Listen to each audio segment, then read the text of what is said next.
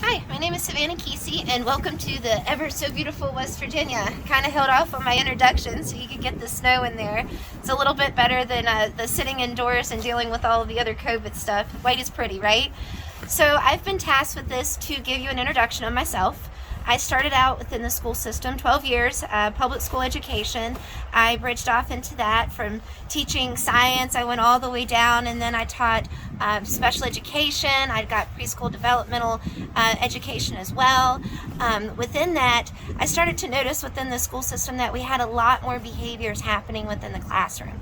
So I started to tag into a lot of our local therapists and stuff that we had just kind of popping in to grab the kids, not really able to have the ability to come in and stay in the room with me and work things out, but just kind of giving me pointers here and there to try to help me out with the best that I could with my students.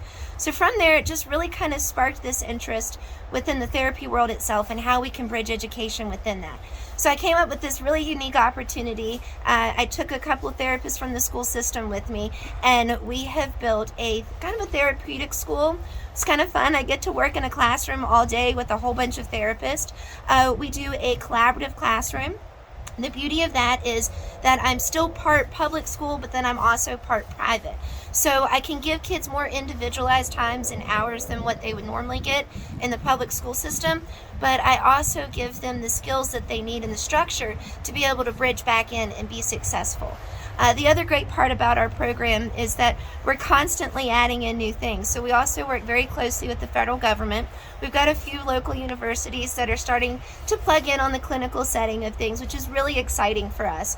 My goal is that when I finish this ABA program, is that I'm going to be able to add more into my community itself and bridge a lot more of those therapies together and give that understanding within the classroom of how useful these techniques can be within helping our students move forward.